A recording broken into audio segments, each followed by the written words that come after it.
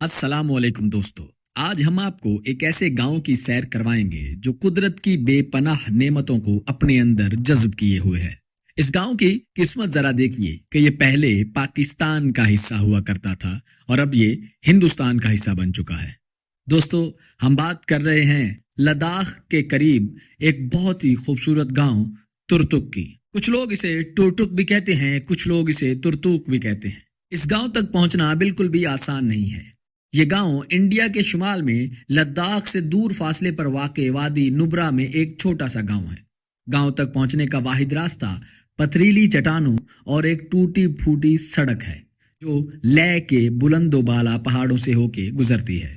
इंतहाई हसीन कुदरती नज़ारों वाले इस गांव की तारीख इन नज़ारों से कहीं ज्यादा दिलचस्प है, क्योंकि ये वो गांव है जिससे इसका मुल्क छीन लिया गया था। इस गांव के साथ साथ लद्दाख का बकिया हिस्सा बुद्ध मत के मानने वाले लद्दाखी बल्तियों से भरा पड़ा है और वहां पे तुर्तुक बल्ती मुसलमानों का गांव है। बल्ती तिब्बती नस्ल के वो लोग हैं जो ज्यादातर पाकिस्तान में सकरदू के इलाके में रहते हैं। इस गांव के रहने वालों में एक नूर बख्शी साहब हैं जो मुसलमान हैं और बल्ती जुबान बोलते हैं। पाकिस्तान का कौमी लिबास शलवार कमीज भी पहनते हैं और उनमें और उनसे 6 किलोमीटर दूर सरहद पार बल्तिस्तान के लोगों में बहुत ही ज्यादा सिमिलैरिटी है। और इसकी एक वजह यह भी है कि तुर्तुक 1971 तक पाकिस्तान का ही हिस्सा था और इसी साल पाकिस्तान को इंडिया से अलग करने वाली डिस्प्यूटेड लाइन ऑफ कंट्रोल पर होने वाली जंग में इंडियन फौज ने इस पर कब्जा कर लिया था। इंडिया ने 1971 की जंग में जब पाकिस्तान की फौजें बंगाल में मसरूफ जंग थीं, तो इंडिया ने बड़ी चालाकी से इस इलाके पर हमला कर दिया। दिफाई और जोग्राफियाई लिहाज से इस बहुत ही अहम समझे जाने वाले गांव पर इंडिया ने अपना कब्जा जमा लिया। जैसा कि आप जानते हैं कि अगर कोई फौज दौरान जंग दूसरे मुल्क की जमीन पर कब्जा कर ले तो जंग बंदी हो जाने के बाद ये इलाका वापस कर दिया जाता है, लेकिन इंडिया ने हट धर्मी दिखाते हुए इस गांव पर हमेशा के लिए कब्जा कर लिया, क्योंकि इंडिया जानता है कि ये गांव जुग्राफियाई लिहाज से बहुत ही ज्यादा अहम है। ये पाकिस्तान की सिफारती नाकामी थी कि उन्होंने कभी भी इस मसले को ठीक तरह से हाईलाइट नहीं किया, बल्कि लोगों को इस मसले के बारे में इल्म भी ना होने दिया और इसे बिल्कुल ही छुपा दिया। BBC की एक रिपोर्ट में इस मसले को सही तरह उजागर किया गया।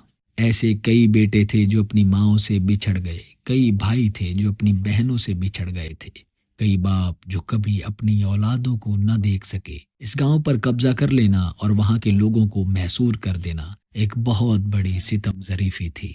ने सरहदी सलामती के खदशात को वजह करार देते हुए फिर यह गांव पाकिस्तान को कभी वापस नहीं किया। 1971 में जंग के जमाने में जो लोग कामकाज के सिलसिले में दोस्तों और रिश्तेदारों से मिलने के लिए गांव से बाहर गए हुए थे, वो फिर कभी भी वापस नहीं आ सके। बरसों तक इंडिया ने इस इलाके को बंद रखा और इस पर कड़ा कंट्रोल कायम रखा।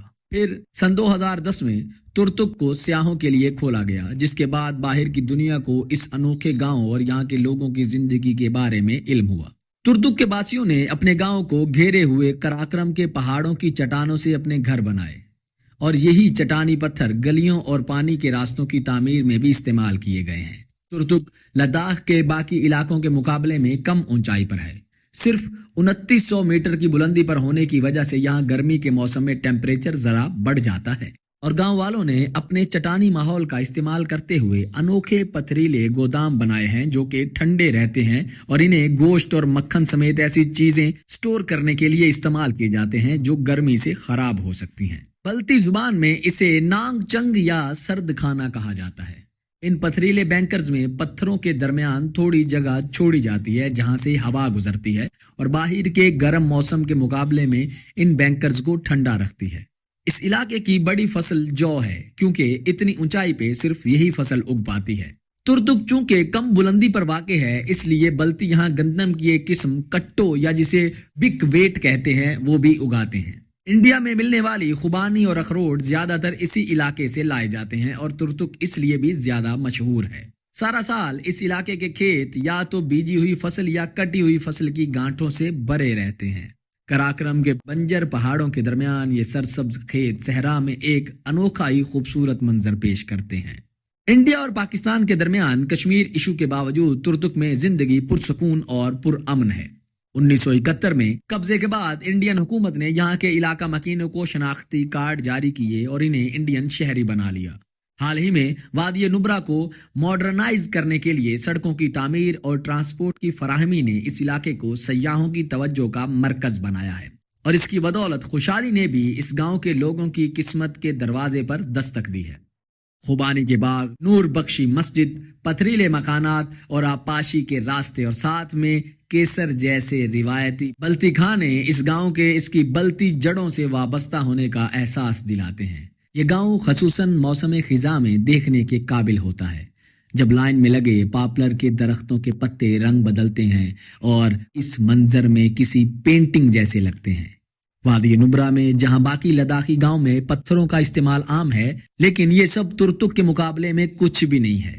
پتھروں کی بلتی دیواریں جم کر کھڑی رہتی ہیں اس گاؤں میں۔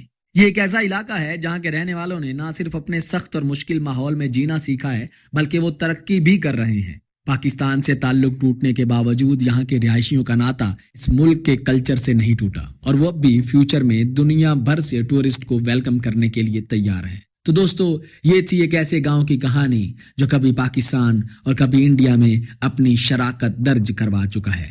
اب اگر آپ کو بھی اس وادی کا نظارہ کرنا ہے تو آپ کو انڈیا جانا ہوگا۔ دوستو، اس کے ساتھ ہی ہماری آج کی ویڈیو اپنے اختتام کو پہنچتی ہے۔ اللہ حافظ۔